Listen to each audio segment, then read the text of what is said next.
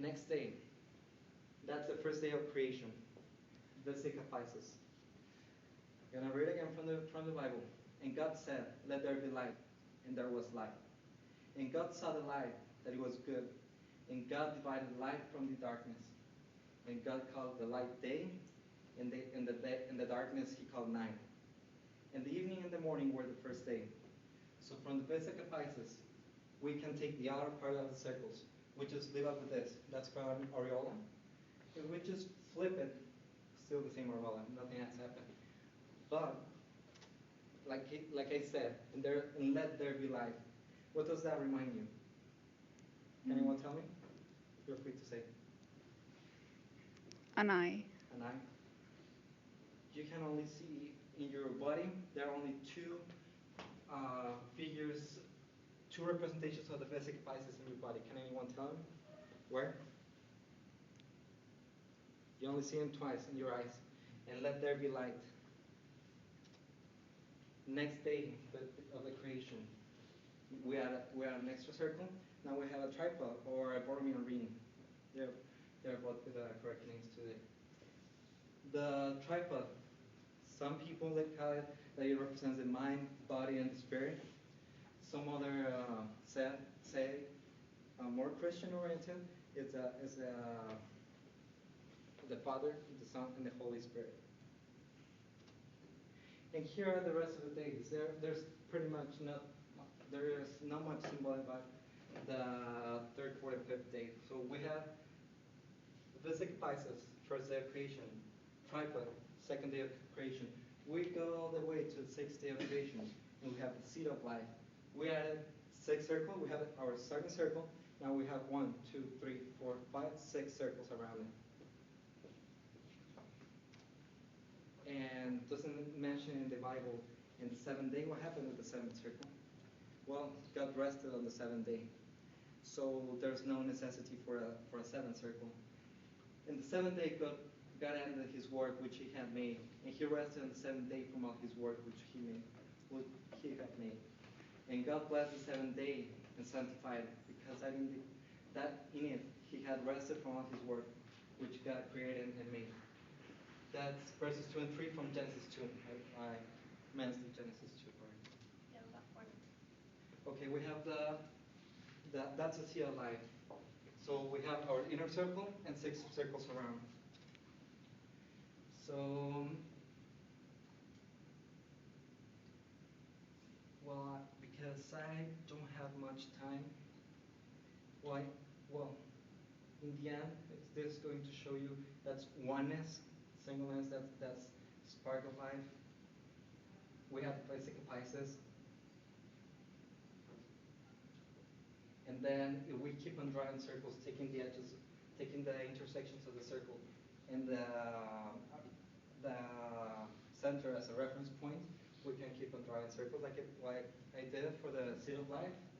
So we end up with a beautiful pattern with just circles. We haven't done anything else but drawing circles. So we end up with the flower of life. This is composed of 19 circles. So we have the inner circle, the 6 that were around it. Then we have another 6 that are not touching the inner circle. So we have 6. If you rotate them 30 degrees, if you move them all 30 degrees and draw it again, you can end up with another 6. So you have the other 6, you rotate them, another 6, that's 12. Inner 6, 18, plus the center one, that's 19. So what's so special about it? Well, not much. Only that you can draw any figure that you like from the flower of life. Any figure you can think of, pretty much. Okay? Draw a tetrahedron, a cube, an icosahedron, a dodecahedron. And what's the relation of the platonic solids with flower of life? Here they are. We have the flower of life. It's not finite, so we can add an extra circle in the corner. You can draw any figure you like with the flower of life, even the Metatron cube. And there it is. Here are some examples where you can find the flower of life. That's the Forbidden Palace in China.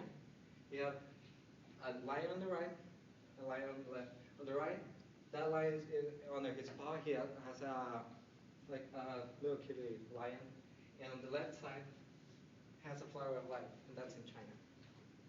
Here we can go hundreds of thousands of years back. Here is the Osirian at the rear of Seta 1 Temple at Abydos, that's in Egypt. So if we look at this wall, we zoom in.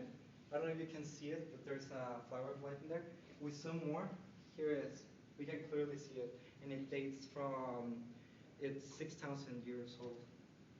Okay, let's move on really quick. Just changing the subject a little bit. I just wanted to tell you about the phi in the golden region. That's phi. What is phi? Two quantities are said to be in the golden region F. Section A plus B over A is equal to A over E, which is phi. Or we have this little nice formula, which is phi equals 1 plus square root of phi over 2. And we can get the golden ratio as well.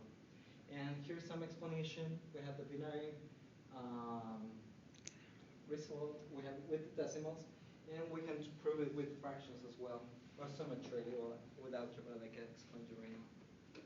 And what's so special about it? Well, with the golden ratio, we've had some presentations talking about Fibonacci's sequence.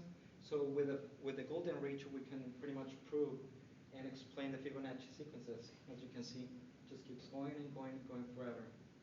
So this is our side A, B, and they are equal to each other. A plus B over 2 will always give us a 1.861. And here are some examples of the golden spiral nature. We have yin and yang, hourglass nebula. We have a flower pattern. That's the term from a tree. That's a hurricane. We have the shell again. We have a carnation. And it's not only in plants or rocks or anything like that. It's also, you can also find it in nature, in animals. So don't you think that has a pattern? Or is it just popped out like that? It does have a pattern.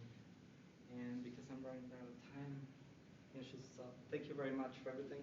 Anyone has any questions?